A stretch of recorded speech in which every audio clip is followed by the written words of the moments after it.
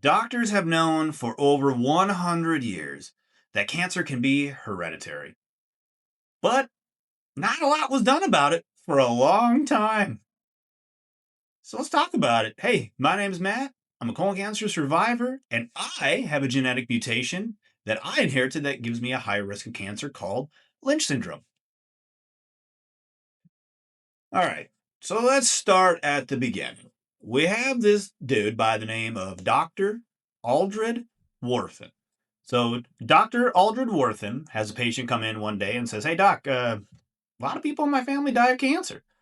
And he thought that that was kind of odd. Now, that's not obviously verbatim. I wasn't there. This happened many years before I was even born or thought of.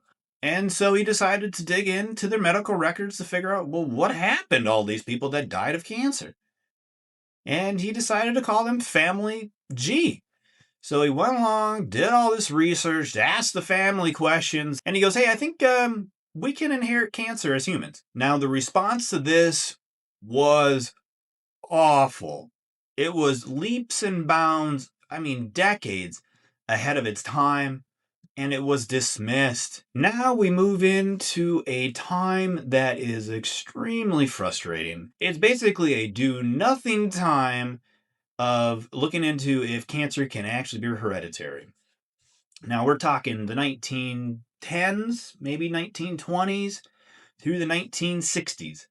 And it's not like nothing happened in the medical world at that time from a discovery perspective. I mean, let's talk about, oh, I don't know, penicillin being invented, insulin being invented. I mean, just, minor things in the medical world being invented all around us.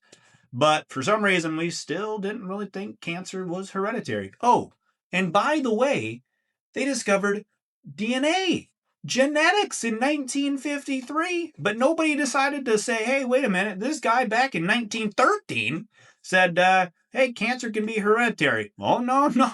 Nobody decided to look into it.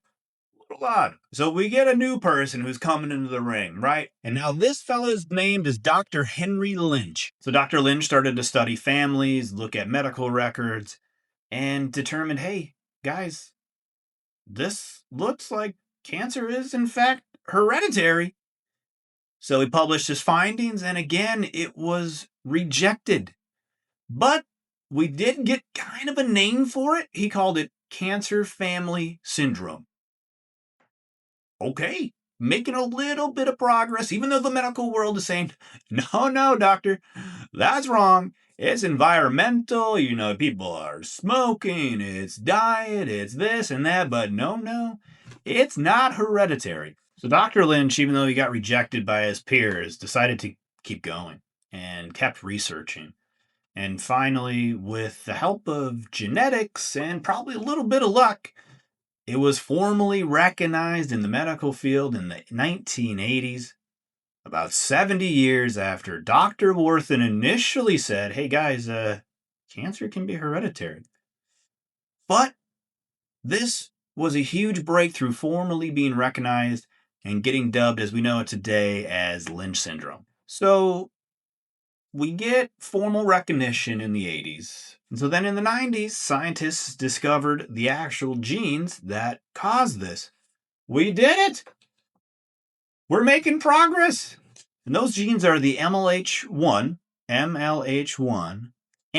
the MSH2. All right. So they go, all right, well, these genes are supposed to repair DNA, but in people with Lynch syndrome, they don't do this.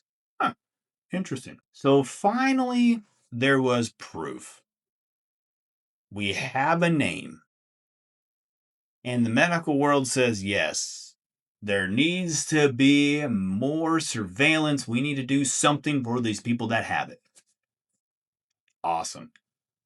It only took 80 years to get to that point. I'll give some props. Dr. Worth and Dr. Lynch, thank you for everything that you did around this hereditary cancer. I mean, it impacts me on a daily basis. So thank you for pushing through with that. Because of that, I now get screened on a regular basis. I get to go in for a colonoscopy, endoscopy, MRI, CT, blood work every single year. And that's awesome. It's not just dubbed bad luck anymore for me in getting cancer. No, there's an actual reason behind it. And because of that, I am hopefully going to be able to live a little bit longer than the people that had this before me. But that brings it to my next point. We lost 80 years of research.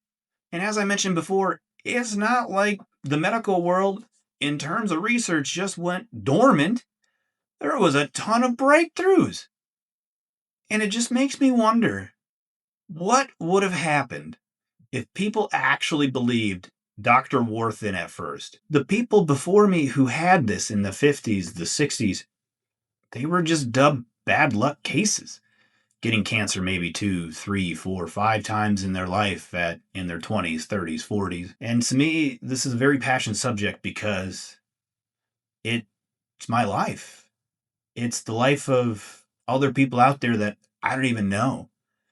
Lynch is 1 in 275 people, roughly, maybe 1 in 300, depending on where you look. But with those numbers, that's 1 million people in the United States alone.